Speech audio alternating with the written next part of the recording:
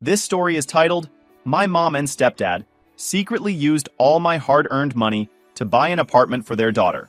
So I forced them to face legal action. Hey everyone! Before we jump into today's video, big news! I've launched a new Reddit channel. This time, the background isn't Minecraft. It's Subway Surfers in a Christmas theme to match the season. Check it out, subscribe, and join the fun. Links in the description. See you there. Now let's start the video. Hey everyone, I need to vent in here because I'm losing my mind over what just happened. I never thought I'd be the type to post here, but when your own mom steals from you, where else do you go? This isn't some minor misunderstanding or family spat. It's full-on betrayal, and I'm stuck between being furious and completely gutted. Let me back up and give you some context so this all makes sense. I grew up in what you'd call a blended family, which is just a nice way of saying things got messy after my parents split. I was 7 when they broke the news. They sat me down and said, "We still love you, but we don't love each other."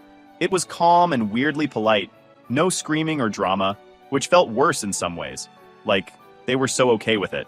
Meanwhile, I was clutching my stuffed rabbit, trying to figure out if this meant no more family movie nights. After the divorce, my dad moved into a small apartment, and my mom stayed in our house. I went back and forth between them, 1 week here, 1 week there. My dad was steady, reliable, and made sure I had everything I needed.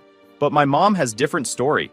She started dating that guy named Greg not long after the divorce. He moved in pretty quick, and soon after, my half-sister Bella was born. That's when I became, well, invisible. Don't get me wrong, they didn't outright hate me or anything. It was just obvious I wasn't the priority anymore. Bella was their little miracle baby, and I was the leftover kid. My birthdays? Forgotten more often than not. School events? Skipped. I still remember standing in the rain after a parent-teacher conference in 4th grade, waiting for over an hour. When I finally called my mom, she was like, "Oh, was that today? Sorry, I was busy with Bella's playdate." By the time I was 12, I had basically moved in with my dad. He saw how things were going and asked if I wanted to live with him full time. I didn't hesitate. My mom didn't put up a fight. If anything, she seemed relieved to not have to juggle me with Bella and Greg. I stopped expecting much from her after that. No calls, no texts, nothing. It was like I'd been quietly phased out of her life. Fast forward to now, I'm 27. I've worked my ass off at my job in finance, saved up every spare penny, and I'm finally on the verge of buying my first house. I haven't heard from my mom in years. She didn't care when I graduated, didn't check in when I got my job, and definitely didn't ask about my plans. A few weeks ago, she called me last month. "I've been thinking about you. We should have dinner. I miss you so much," she says, like we'd spoken last week instead of practically a decade ago. It threw me off, but I agreed. I don't know why. Maybe I wanted to believe she'd changed, or maybe I just wanted to see what she really wanted, because knowing her, it wasn't just to catch up. Dinner was weird. Mom and Greg were extra interested in my job, asking all these specific questions about my salary, my savings, and my future plans. At one point, Mom said, "You've always been so good with money. You must be doing great." Bella, who's now in college, chimed in with, "You're still in that tiny apartment? I thought you'd have upgraded by now." Greg leaned in, trying to look casual. "So, you've been saving for a house, right? That's a smart move. Houses are a great investment," he said, giving Mom a quick side-eye. Bella, barely looking up from her phone, piped in, "Yeah, houses are expensive though. I mean, I'm looking at apartments near campus, and even those are ridiculous. It must be nice to already have the money figured out." The whole conversation felt weirdly specific, like they weren't just curious. They were fishing for something. Then Greggy added, "Must be nice to have a steady paycheck. Some of us aren't so lucky," he said, with this exaggerated sigh like I was supposed to feel bad for him. Mom shot him a quick glance but didn't say anything. Instead, she turned to me with a sugary, sweet smile. "You know, honey, it's so impressive how responsible you are. I bet you've got quite the savings built up, don't you?" I shrugged, trying to play it off. "I'm doing okay." Bella, still scrolling on her phone, snorted and said, "Okay? Please, you've probably got a fortune saved by now. So what's your rent? Bet it's a lot for such a tiny place." She didn't even look up when she said it. The whole thing felt calculated, like they'd coordinated ahead of time to corner me. It wasn't a conversation, it was an interrogation. They got me anxious, and I even checked my bank account the next day, just in case. But everything was fine. I thought, okay, maybe I'm just being paranoid. Then, last week, I went on a work trip overseas. When I landed and turned my phone back on, I got hit with a ton of notifications, banking alerts, one after another. I logged in to check, and I was totally shocked. My savings account, everything I'd worked for, everything I'd been carefully building, was empty. Zero. It felt like the ground disappeared under me. My head was spinning, my chest tight, and I couldn't even think straight. I scrolled through the transaction, desperate to find some explanation, and then I saw it. Her name. My mom's name. My own mother drained my account. I stared at the screen, trying to make sense of it. How the hell did she even do this? I never gave her my banking information. I never left anything out. And yet, there it was. Thousands of dollars transferred out, one chunk at a time. I don't know what to do. Part of me wants to march over there, shove my phone in her face, and demand to know how the hell she pulled this off. How could she betray me like this? But the other part of me is screaming to just skip all that and go straight to the police. She doesn't deserve a conversation, right? She doesn't deserve an ounce of trust after this. But then I think, what if there's some explanation? What if confronting her gets me the answers I need? Or worse, what if I confront her and she talks her way out of it like she always does? What if I wait too long and lose my chance to take legal action? I feel stuck, torn between wanting to hear it from her and knowing I probably shouldn't waste the time. Either way, she doesn't get to keep my money. I'm not letting her get away with this. But right now, I don't even know my next step. Do I confront her first? Do I go straight to the cops? What if I make the wrong move and she somehow twists this to her advantage? I'll figure it out. I have to. But for now, I just needed to get this out. My head is spinning, and I need a plan before I do anything. I'll keep you updated. Update 1. Hey again! First off, thanks for all the comments on my original post. I didn't expect so many people to care, but reading through your advice gave me a lot of clarity. I promised an update, and now that I've had time to figure out more of what went down, I'm back with everything I've uncovered so far. So, after staring at my drained account and trying not to throw my laptop across the room, I decided the first step was to contact my bank. I needed to know exactly how this happened. The rep on the phone was super polite, but you could tell they were tiptoeing around me like they were afraid I was about to blow up. I explained that a ton of money had been transferred from my account without my consent and asked them to walk me through what they could see on their end. They confirmed the transfers were initiated online, using my account credentials. I was so confused. I'd never shared my login details with anyone, not even my dad, who I trust with my life. I asked if there was any record of the device used to access my account. After putting me on hold for what felt like forever, they came back and told me the logins came from a device they couldn't fully identify, but was flagged as previously authorized. Basically, someone had logged in from a device that had already been connected to my account before. That's when it hit me. My mom had been over to my apartment a couple of weeks ago, right before the dinner, where she got super nosy about my finances. She'd used my bathroom while I was making coffee. At the time, I didn't think twice about it, but now I'm starting to piece things together. Here's my theory. While she was in the bathroom, she must have grabbed my phone. I don't use biometrics. Don't judge me. And my banking app auto-logs in. She could have accessed it, found what she needed, and made a mental note of my credentials. I know it sounds wild, but it's the only thing that makes sense. She had no other way of getting that information. After I got off the phone with the bank, I called my dad to let him know what was going on. He's always been my go-to for advice, and I needed someone to tell me I wasn't losing my mind. When I told him everything, he got quiet for a long time before saying, "You need to go to the police." I wasn't ready to take that step yet.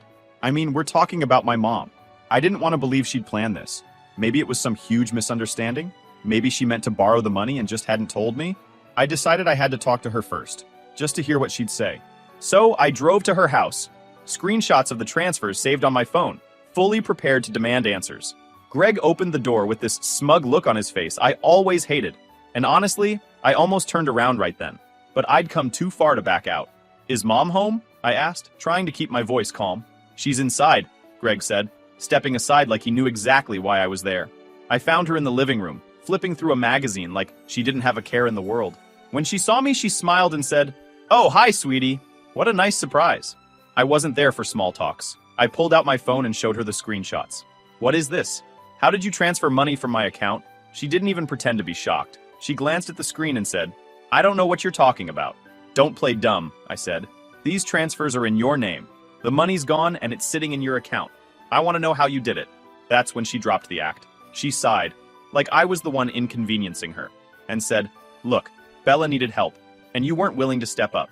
So we took care of it ourselves." "Took care of it?" I could barely process what she was saying. "You stole from me. That money was for my house." "Oh, calm down," she said, waving me off like I was being dramatic. "You're young. You have a good job. You can save it back up. Bella's just starting out. She needs this more than you do." I stood there, stunned, while she rambled about how family should help each other, and how it was selfish of me to keep all that money to myself. Then Greg, who had been lurking in the doorway, decided to chime in. "You're overreacting," he said. "It's not like she spent it all. Bella just needed a little head start, that's all." A little head start? My entire savings wiped out, and they're acting like it's pocket change. I told them I wanted my money back immediately, or I was going to the police. That's when my mom smirked and said, "You wouldn't do that. I'm your mother. You don't want to cause a family scandal, do you?" "Oh, but I do." I turned to leave, and Greg grabbed my arm and said, "You don't need to make this ugly. Just let it go, okay?" I pulled my arm off looking disgusted and told him, "This is your last chance. Return my money or I'll make sure you regret it." I didn't stick around to hear their response. I walked out, got in my car, and drove straight to the police station. So, yeah, that's where I'm at now. I've filed a fraud report and handed over all the evidence I have. The bank is working with the authorities to investigate, and my mom's account has already been flagged. I'm waiting to see what happens next, but I'm not letting this slide. I know some people will say, "But it's your mom." And to that I say, family doesn't give you a free pass to screw someone over. If she thought stealing from me was okay, then she can deal with the consequences. I'll keep you all posted as this unfolds, but right now, I'm just trying to stay focused and not completely lose it. Update 2. All right, y'all, I'm back, and things have escalated more than I expected. After filing the report, I thought I'd just be sitting around waiting for updates from the police. Turns out, that's not how this works. It's been a whirlwind, and let me tell you, my mom and Greg are not taking this well. First, let me walk you through what happened after I left the police station. I handed over every piece of evidence I had.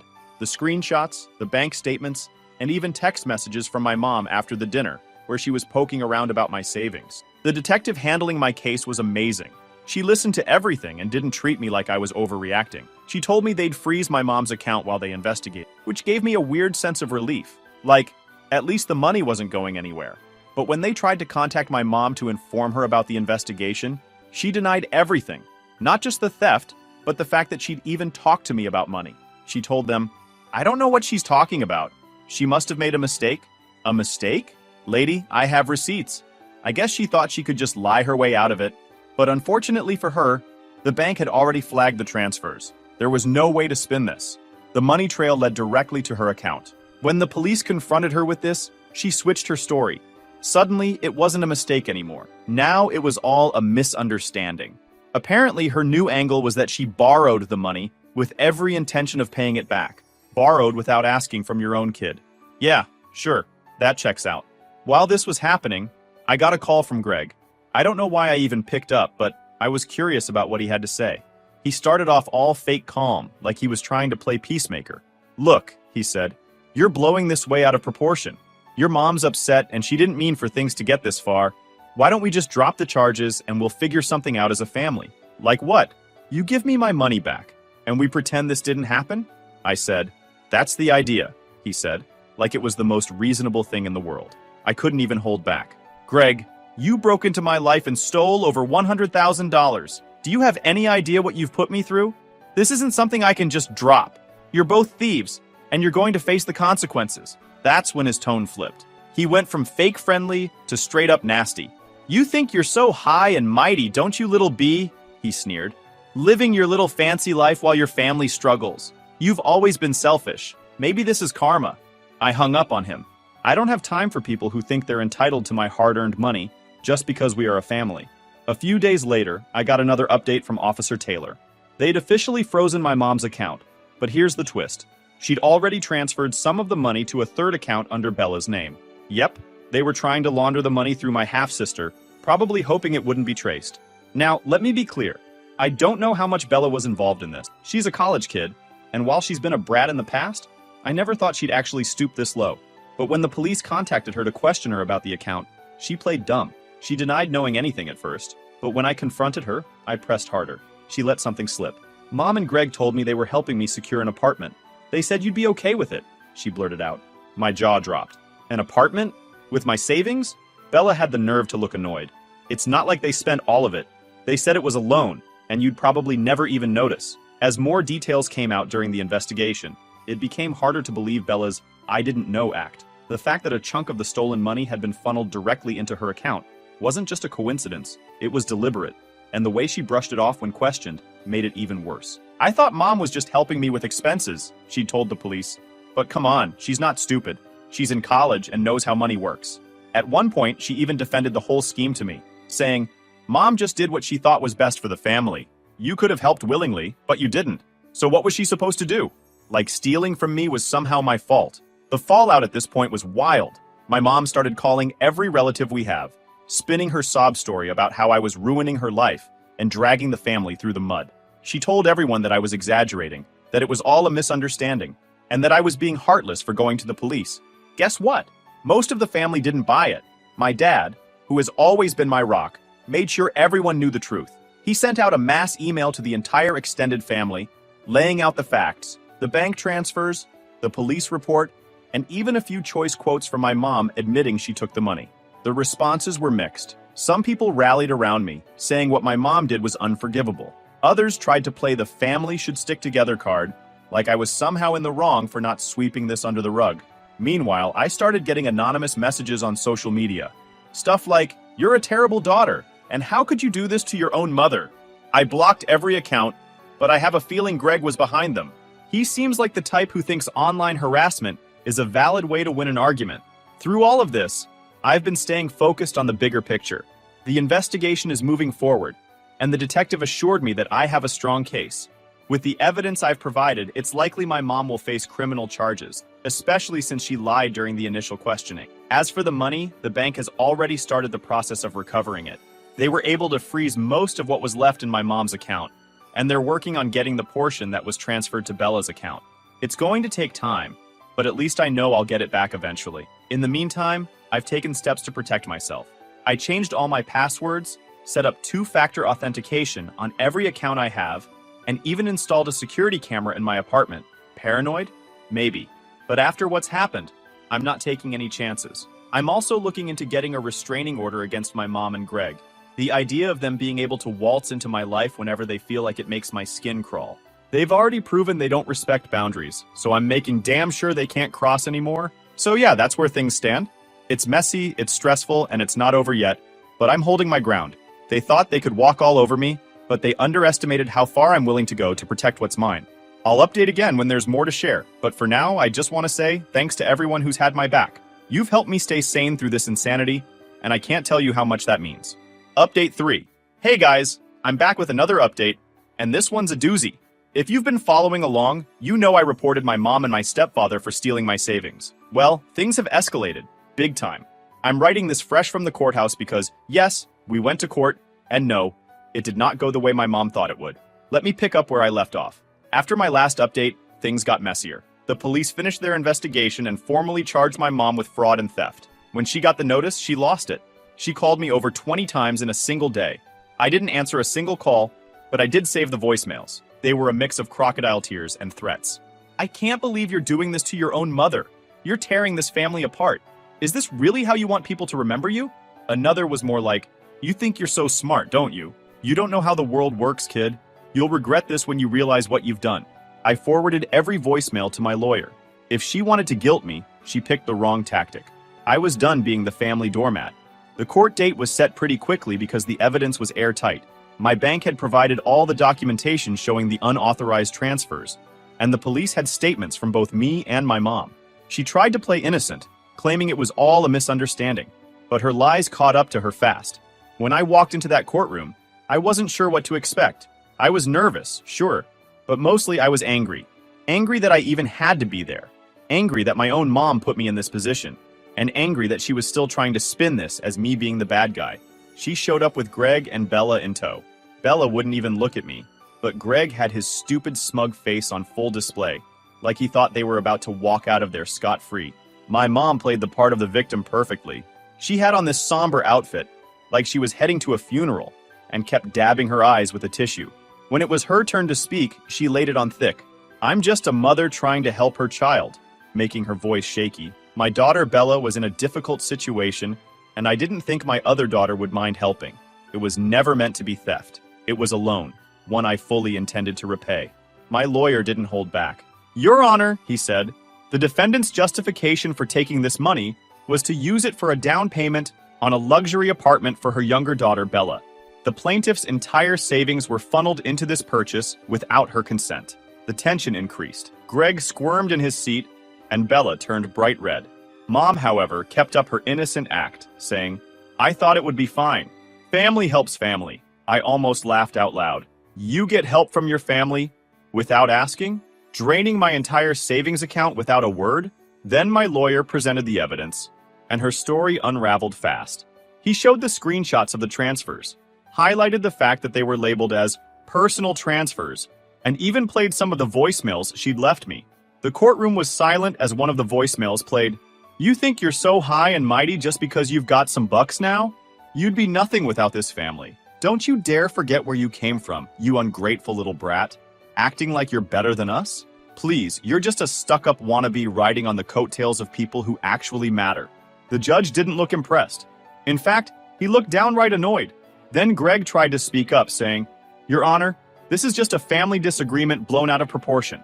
My wife, the judge cut him off. You are not the defendant, and unless you're testifying under oath, you will remain silent. Greg's face turned bright red and he slumped back in his seat. I swear that moment was the highlight of my day. When it was my turn to speak, I kept it simple. I told the court about how I'd been saving for years, how I worked hard to build my future, and how betrayed I felt when I realized my mom had taken it all without even asking. This wasn't about helping my sister, I said. This was about control. She didn't like that I was independent and didn't need her, so she decided to take what wasn't hers. Family doesn't do this to each other. The judge nodded along as I spoke, and when I was done, he looked directly at my mom and said, Your actions were not only illegal, but deeply unethical. You violated your daughter's trust in a way that is inexcusable. This court finds you guilty of theft and fraud. He sentenced her to a suspended sentence, which basically means no jail time as long as she follows the court's condition. But the best part is, she was ordered to return every single penny she stole within 30 days. And if she didn't, the suspended sentence would turn into actual jail time. When the verdict was read, my mom looked like she'd been slapped. Greg muttered something under his breath, and Bella was standing there staring at me. I actually thought she'll come and apologize. But nope, she just glared like I'd ruined her life. After the hearing, Greg stormed up to me in the hallway. This isn't over, he hissed. You've humiliated us, and you'll regret it. I stared at him and said, The only thing I regret is trusting either of you. Stay out of my life. Then I walked away. Things are getting interesting. Most of my extended family is on my side, especially after I sent out a group text explaining everything. I guess when you stand for yourself and claim power, no one has anything to judge you about. And if they did, I'll shut them all up, because I'm already fed with this nonsense. My dad came to court with me, and afterward, he gave me a hug and said, You did the right thing, kid. I'm proud of you. That meant more to me than I can even put into words. Now, I'm waiting for my money to be returned. The bank has already started the process, and as of today, my mom has repaid about half of it. The rest is due by the deadline, and if she doesn't cough it up, well, that's not my problem anymore. It's the courts. I've also filed for a restraining order against both her and Greg. I don't want them anywhere near me, my apartment, or my accounts ever again. I'll keep you posted on how the repayment goes, but for now, I'm feeling a lot lighter. This isn't the ending I wanted, but it's the one they forced me to create. Thanks for sticking with me through all this, guys. Final update. Hi guys, it's been a wild ride. I'm back with what's probably going to be one of my last updates. A lot has happened since the court ruling, and while things are finally calming down, the fallout from this whole mess has been nothing short of chaotic. So, after the judge ordered my mom to pay back the stolen money, I kept waiting for the other shoe to drop. You'd think getting caught and dragged to court would have made her and Greg back off, but these two are relentless. They actually had the audacity to try and appeal the ruling, claiming the court was too harsh, and that the sentence didn't take family dynamics into account. The court basically told them, You stole the money, you admitted to it, and now you're paying it back. Deal with it. Their appeal was denied almost immediately, and I thought that would be the end of it. But of course, they couldn't just leave it there. A few days after the appeal was shot down, I started getting these weird, passive-aggressive texts from Bella. Stuff like, Hope you're happy. Mom's been crying nonstop, and it's all your fault. Do you even care what you've done to this family? And my personal favorite, You might have your money, but you've lost your family forever. At this point, there's nothing I could say that would make them understand how messed up this whole situation is. And honestly, I'm done trying. I've spent enough of my life bending over backward for people who clearly don't care about me. On the bright side, the bank officially transferred the last of my money back into my account last week. Seeing my savings back where they belong was like finally being able to breathe after holding my breath for months. I'm still working on getting the restraining order finalized, but having my finances secure again feels like a huge step forward. Remember how I mentioned some relatives tried to guilt me into letting this go? Well, a few of them have really leaned into the drama. My aunt, let's call her Karen because she's basically the walking stereotype, decided to hold a family meeting to discuss rebuilding bridges. She called me up and said, "I think it's time for everyone to come together and heal. Your mom's been through a lot, and this situation has been hard on all of us." I nearly laughed. "You mean it's been hard on her because she got caught stealing?" I said. "What exactly do you want me to do here, Karen? Pretend it didn't happen?" Karen sighed like I was the unreasonable one. "It's not about pretending.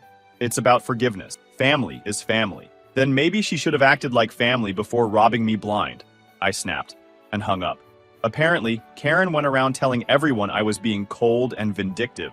But to my surprise, most of the family didn't agree with her. My dad's side, in particular, has been super supportive. The biggest shock, though, came from Bella. About a week ago, she showed up at my apartment unannounced. I wasn't sure whether to slam the door in her face or hear her out, but I opened for her. "What do you want, Bella?" I asked, crossing my arms. She was fuming. "I don't see why you couldn't just let it go," she snapped as soon as I opened the door. "Mom and Greg were just trying to make sure I had a place to live. You didn't need all that money right away, and you're already doing fine." "Doing fine? Bella, they stole from me to get you an apartment, and now you're mad because I didn't let them?" I couldn't believe her nerve. "You're so selfish," she hissed. "It's just money. They were doing it for me. Why don't you get your ass to work and get yourself an apartment? That's my last advice to you, and I don't want to see your face at my door again." I slammed the door in her face. I'm done arguing with people who can't grasp basic morality. As for my mom and Greg, they're still playing the victim. Last I heard, they were telling anyone who would listen that I'm a greedy, selfish child who's punishing them for no reason. I've blocked them on everything, so I only hear about their nonsense through other people. Honestly, I couldn't care less. Right now, I'm focusing on moving forward. I'm officially under contract for a house, a cozy 3-bedroom not far from my dad's place. I'm working with a realtor and a decorator to make it feel like home. And it's the first time in months that I've felt genuinely excited about something. When I close on the house, I'm planning a housewarming party with the people who've stood by me through all of this. My dad, my stepmom, my friends, and the relatives who had my back. The people who actually deserve to be called family. I know this isn't the ending my mom probably envisioned, but it's the one she created. She chose money over our relationship, and now she has to live with the consequences. Your comments and advice helped me find the strength to stand up for myself, and I'll always be grateful for that. If anything else comes up, I'll be sure to let you know. But for now, I'm ready to put this chapter of my life behind me.